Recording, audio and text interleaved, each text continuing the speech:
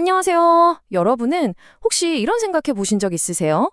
내가 정말로 내 마음을 다 바쳐서 섬기고 있는 게 뭘까? 어쩌면 우리도 모르는 사이에 눈에 보이지 않는 어떤 우상을 섬기고 있을지도 모른다는 거죠. 오늘 바로 그 보이지 않는 우상에 대해 한번 제대로 파헤쳐 보려고 합니다. 자, 이 구절 좀 보세요. 이게 수천 년 전에 쓰인 글인데 꼭 오늘 우리 얘기를 하는 것 같지 않으세요? 자기 손으로, 자기 손가락으로 만든 것을 경배한다. 바로 이 표현이요. 이게 바로 오늘 우리가 이야기할 현대적 우상숭배의 가장 중요한 핵심적인 부분입니다.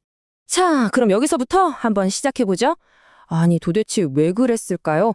자신들을 구원해준 신을 왜 등지게 된 걸까요? 이 질문에 대한 답을 찾아가는 게 바로 오늘 우리가 함께할 여정입니다. 이 복잡한 문제를 풀기 위해서 오늘 우리가 함께 짚어볼 내용들입니다. 먼저 왜 버림받았는가? 그리고 세상의 유혹은 무엇이었나? 그리고 우상이라는 게 도대체 뭔지 그 해부도를 좀 들여다볼 거고요. 여기가 진짜 흥미로운 부분인데 어떻게 신마저 우상이 될 수 있는가? 마지막으로 그럼 대안은 없는가? 이 순서대로 한번 따라가 보겠습니다. 네, 그럼 첫 번째 주제, 버림받은 백성입니다. 이야기는 정말 충격적인 선언으로 시작해요. 바로 한 민족이 자신들의 신에게 버림받았다는 거죠. 그런데 여기서 정말 중요한 관점의 전환이 일어납니다. 신이 그냥 변덕을 부려서 나 너희들 버릴래 하고 떠난 게 아니라는 거예요. 원본 자료를 보면 오히려 백성들 스스로가 버림받을 수밖에 없는 신이 더 이상 함께 할 수 없는 그런 상태를 만들었다는 겁니다. 그러니까 책임이 신이 아니라 바로 그들 자신에게 있었다는 거죠. 아니, 그럼 도대체 뭐가 그렇게 대단했길래 신에게서 등을 돌리게 된 걸까요? 그 유혹의 정체가 뭐였을까요? 원본 자료는 그 모든 것의 뿌리에 탐심이라는 게 있었다고 지적합니다. 바로 이 지점에서 두 개의 왕국, 그러니까 두 개의 전혀 다른 가치관 사이에서 선택을 해야 하는 상황이 벌어집니다. 이 두 왕국이 내세우는 가치는 정말 완전히 다릅니다. 하나님의 나라는 거룩함, 이웃사랑, 희생, 겸손 같은 어떻게 보면 좀 추상적인 가치를 이야기하죠. 반면에 세상의 나라는 어때요? 부, 권력, 성공, 내 몸 편한 거, 아주 그냥 당장 눈에 보이고 손에 잡히는 것들을 약속합니다. 그러니까 이 즉각적인 보상, 이 달콤한 유혹이 정말 거부하기 힘들 만큼 강력했던 거죠. 자, 이 선택을 제대로 이해하려면 먼저 우상이라는 게 도대체 뭔지 그 속을 한번 해부해 볼 필요가 있습니다. 이게 되게 재밌는데 히브리어 원어로 우상을 엘리엘이라고 하거든요. 근데 그 뜻이 뭐냐면 가치 없는 것, 텅 빈 것이라는 뜻이에요. 그러니까 이름 자체에 이미 답이 있는 거죠. 그거 사실 아무것도 아니야. 텅 비어 있어. 라고 말하는 셈입니다. 자, 원본 자료를 보면 우상이 어떻게 만들어지는지 5단계로 딱 정리해 주는데요. 한번 따라가 볼까요? 첫째, 우상은 인간이 만들어요. 우리의 욕망에서부터 시작되는 거죠. 둘째, 우상을 항상 뭔가를 약속합니다. 이거 해줄게, 저거 해줄게, 뭐 성공, 안전 같은 것들이요. 셋째, 그래서 우리는 우리한테 필요한 신을 직접 만들어내요. 내 욕망을 채워줄 맞춤형 신이죠. 넷째, 그런데 공짜는 없어요. 대가를 요구하죠.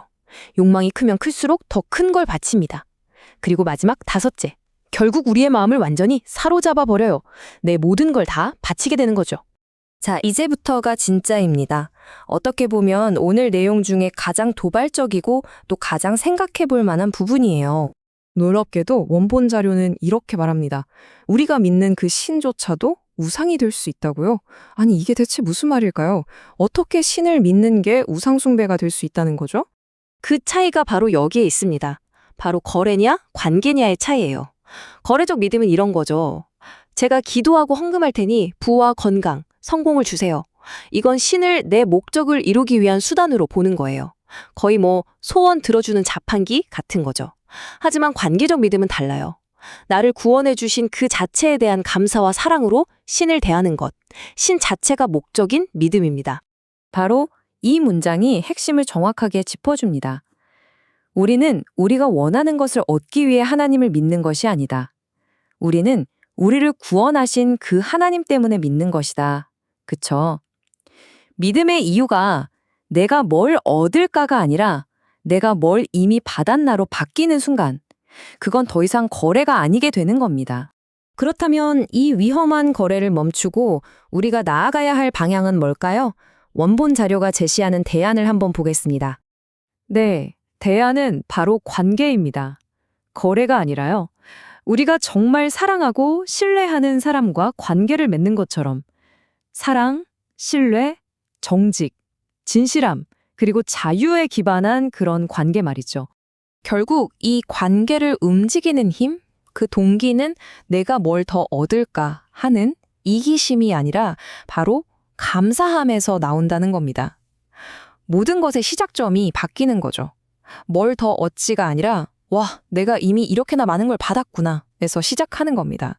그리고 원본 자료는 이 모든 문제의 가장 근본적인 뿌리를 한 단어로 딱 지목합니다.